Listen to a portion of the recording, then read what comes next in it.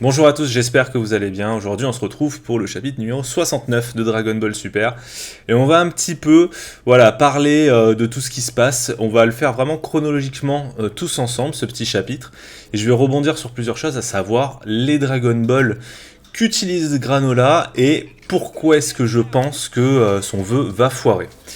Donc, on va se faire ça ensemble. Alors, on a au début, donc bon, l'arrivée sur la planète céréale, hein, je vais pas vraiment vous lire le chapitre, hein, on va se le faire, je vais juste rebondir dessus. Alors, ce qui est intéressant dans ce chapitre, c'est que ça augmente un petit peu plus le lore de Dragon Ball avec ces nouveaux personnages un petit peu, moi qui me font énormément penser à Dragon Quest, hein, pour ceux qui jouent à Dragon Quest. Vous avez absolument les mêmes qui sont plutôt, ça se voit à la tronche, hein, une espèce de peuple plutôt de l'eau. Alors je sais plus comment ils s'appellent les Sugariens ou un truc comme ça. C'est marqué où Sugariens, voilà.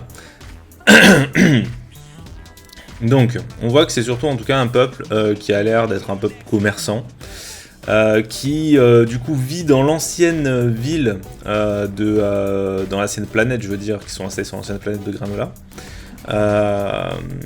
Et ils ont l'air plutôt sympas.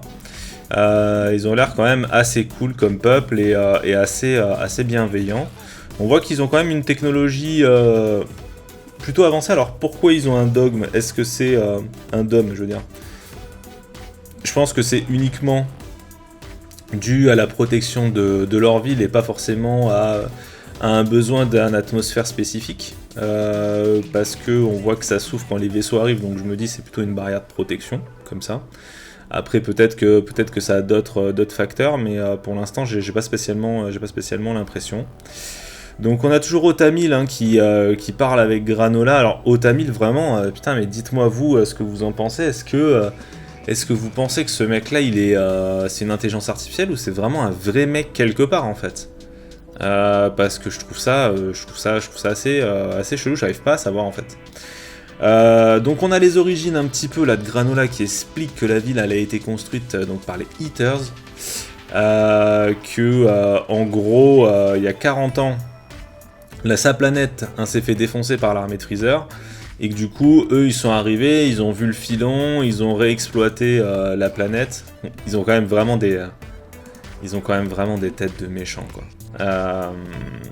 Ils ont exploité la planète à fond. Et en gros,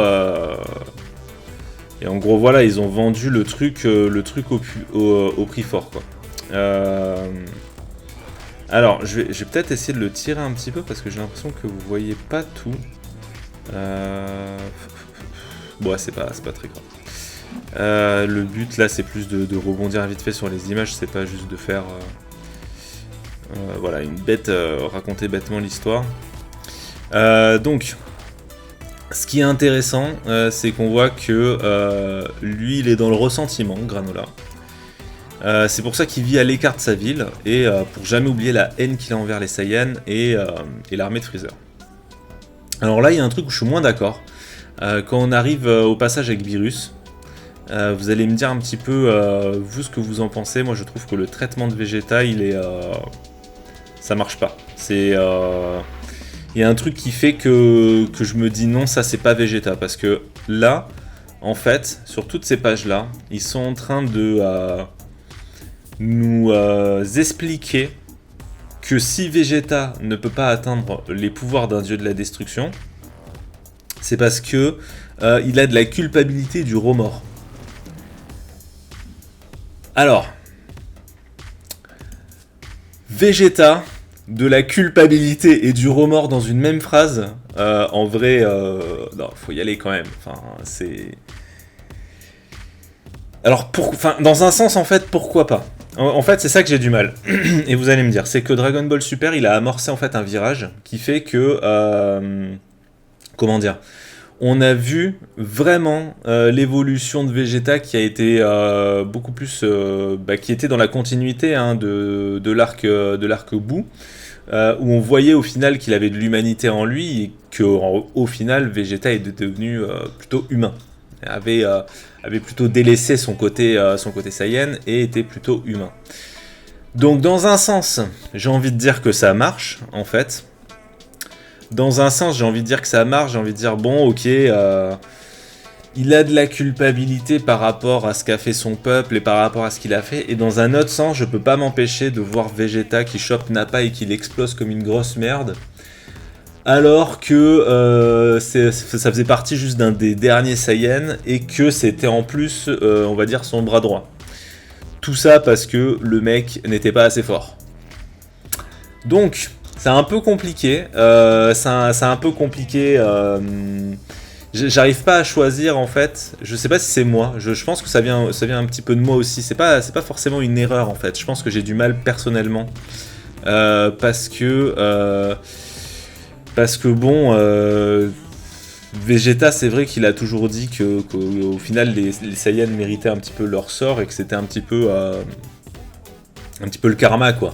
C'est-à-dire que c'est Vegeta ou je sais que Goku l'a dit à Freezer au final quand il va pour se battre contre lui. Il lui dit bon bah en gros parce que les Saiyans ils ont été mauvais, bah, c'est la raison pour laquelle ils ont été détruits et après il dit à Freezer bon bah maintenant c'est ton tour quoi. Donc, du coup, je suis perplexe. Vraiment, je suis vraiment perdu. Vous allez vraiment me dire ce que vous avez à en penser en fait de tout ça. N'hésitez pas à venir sur le Discord si vous voulez qu'on parle directement. Ce sera quand même beaucoup plus simple pour moi. Et puis c'est quand même beaucoup plus cool quoi. Donc là, bon, bah, Beerus fait péter une planète comme ça. Alors bon, le problème c'est que t'as l'impression que il y a un effet hyper dramatique, et puis 3 secondes après on dit ah bah c'est une planète décorative. Donc tu dis bon ok. C'est dommage. En fait c'est dommage, par exemple. Parce que bon il fait péter une planète, tu fais oh le bâtard quoi. Tu fais ok, toi en 3 secondes tu t'exploses une civilisation, s'en fout, y a pas de souci. Sauf qu'après on te dit c'est une planète décorative, donc du coup bah t'as le soufflet qui retombe. Et tu te dis, bah en fait, bon, il y avait personne dessus, c'était juste un effet de style pour te dire, bon, bah ok, je peux faire péter une planète.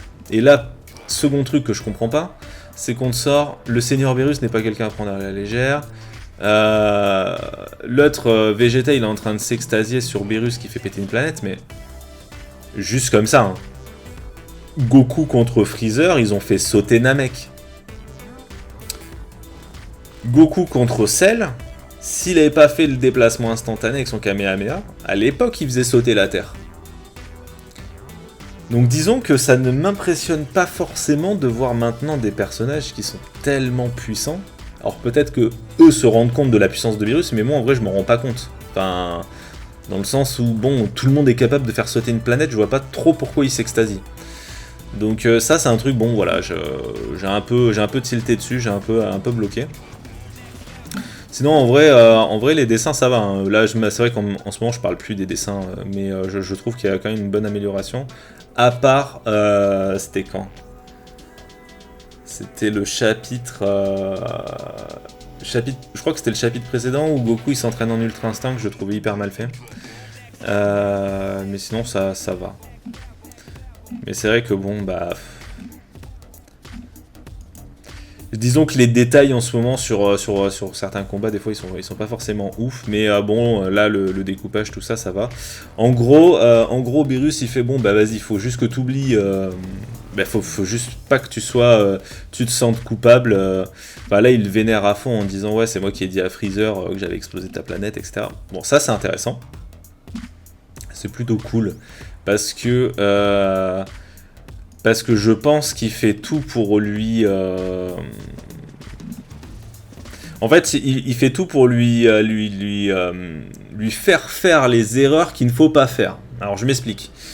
Il fait tout pour l'énerver, il fait tout pour augmenter son ressentiment, sa culpabilité, sa haine envers lui-même qui devrait être son maître. Tout ça pour lui dire, tu vois, tous ces sentiments... Ça doit être un truc un peu comme l'Ultra Instinct. C'est pas que... Tous ces sentiments, en fait, il faut que tu les zappes. Il faut juste que tu te dises, il faut juste que tu oublies tout ce qui est, je pense, lié à la culpabilité, à des trucs un peu superflus, et au final, tu dois penser, j'ai l'impression comme un genre d'équilibre, c'est-à-dire que il faut que tu embrasses la destruction, et que de toute façon, sans destruction, il n'y a pas de création, et c'est ça l'essence, j'ai envie de dire, d'un dieu, quoi. Donc bon, là on se tape un petit combat avec Beerus qui est plutôt sympathique, il est pas folichon, il est plutôt sympa. Mais on a vraiment l'impression que Vegeta il est à des années-lumière vraiment de Beerus, quoi. C'est quand même assez ouf. Et je me demande si vraiment un jour ils vont se battre contre ces putains de dieux, quoi. C'est vraiment quelque chose qui me... Ouais, bon. En gros, là, il dit, bon, bah, voilà, c'est tout ce que je disais, tu pourras pas progresser, etc. Donc bon, là, il lui montre aussi un petit peu la technique favorite des dieux et comment ça marche, donc le Hakai. Et il a contrôle de sorte juste de l'exploser son armure, et voilà, de le défoncer, hein. Donc rien de spécial. Oui, s'il dit, bon, bah, c'est une technique compliquée, etc. Donc voilà. On voit que là, Beerus revient plutôt en mode maître pour lui expliquer, bon bah ok, là t'as vu un petit peu mon panel, t'as vu un petit peu comment je me bats, t'as vu un petit peu ma façon de penser, donc voilà, il faut que tu penses destruction, il faut que ta culpabilité, ça sert à rien, tu dois détruire, il dit bien, toute pensée parasite et te recréer à partir de zéro, donc il doit en fait aussi lui-même se détruire, Vegeta, dans un sens, pour se recréer. C'est un petit peu voilà le leitmotiv de Beerus. Donc ça va être intéressant. En fait, il est assez intéressant ce chapitre parce qu'on part sur trois histoires différentes qui vont se rejoindre. Il y a l'histoire de Granola, l'histoire du gang là, le gang Eaters, et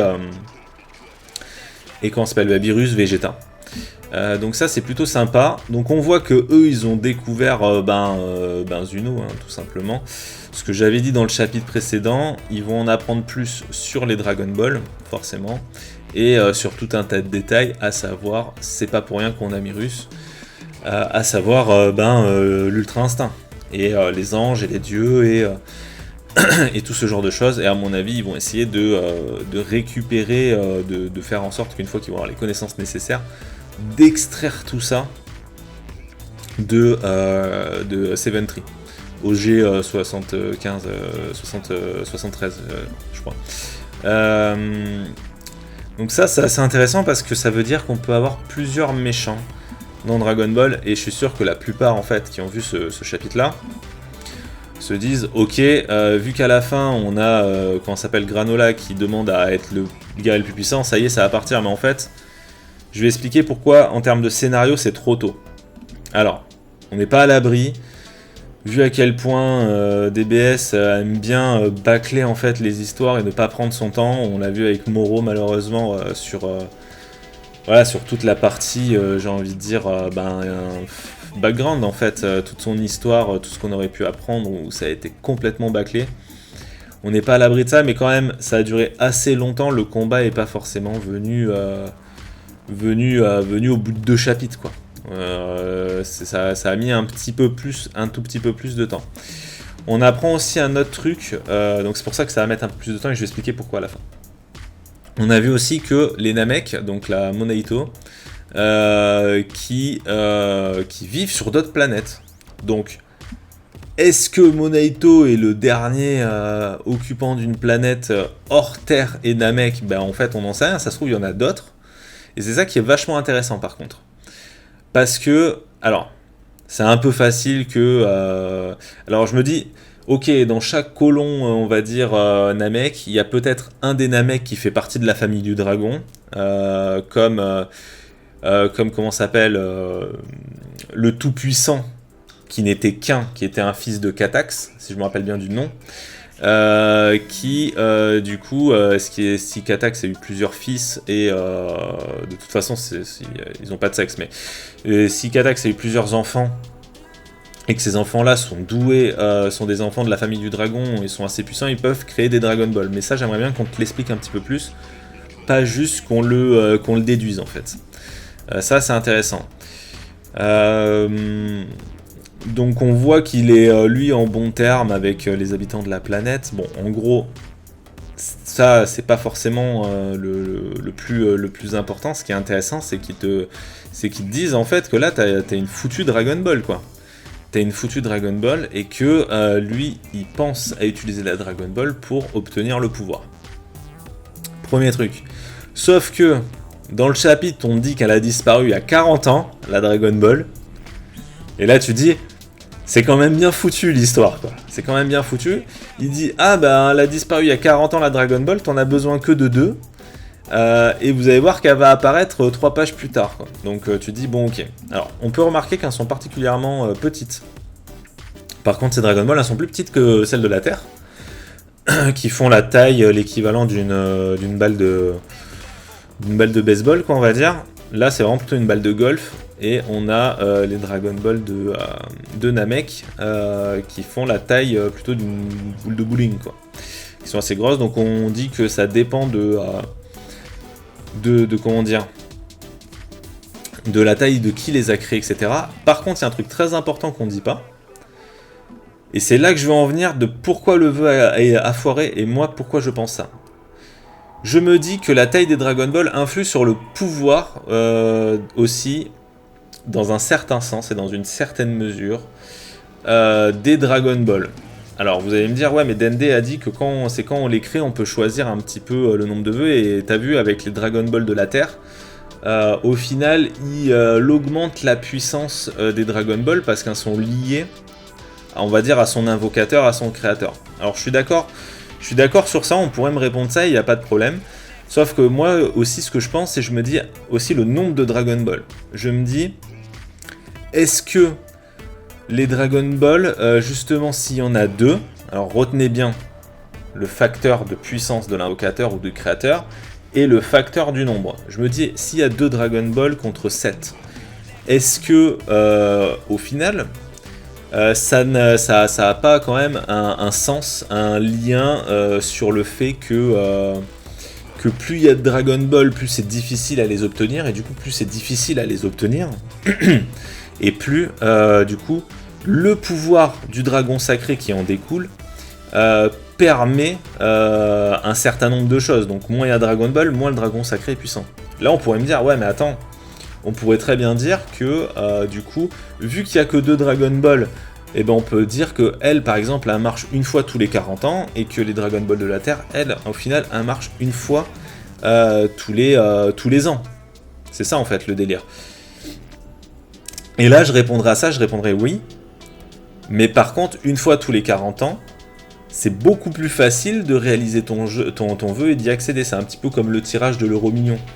C'est-à-dire que l'euro million, si tu lui enlèves des chiffres, ben, dans l'absolu, si t'en fais moins d'euros millions, ça n'enlève pas le fait que quand tu vas y jouer, ça va être beaucoup plus simple pour toi, en termes de probabilité, de réussir et de gagner l'euro million. Ben là, c'est la même chose. Moi, je vois le truc de la même façon. Donc, je me dis, s'il y a 2 Dragon Ball, et quelle que soit la durée de vie de ces Dragon Ball, parce que ça, ce n'est pas expliqué dans le manga, je pense qu'elles sont moins puissantes. Et en plus de ça, bon, on connaît pas la puissance de ce Nomeito, hein. Mais qui ressemble vachement au Tout-Puissant, hein, avec la même canne et tout, hein. Je pense que c'est un frère du Tout-Puissant, en fait. Franchement, ça doit être un des enfants de Katax, je pense. Mais ce qui est intéressant, c'est que s'il est là, somme toute, par son character design et par les déductions que j'ai faites, on peut se dire qu'il est d'une puissance à peu près équivalente du Tout-Puissant. On est d'accord que là, bon, même quand Granola a sa super opportunité, flash info, j'ai trop de la chance, il y a un connard qui a trouvé une Dragon Ball en pêchant avec une épuisette une épuisette genre de 20 cm, quoi, tu vois, tu te dis, putain, j'ai quand même vachement de sens, quoi.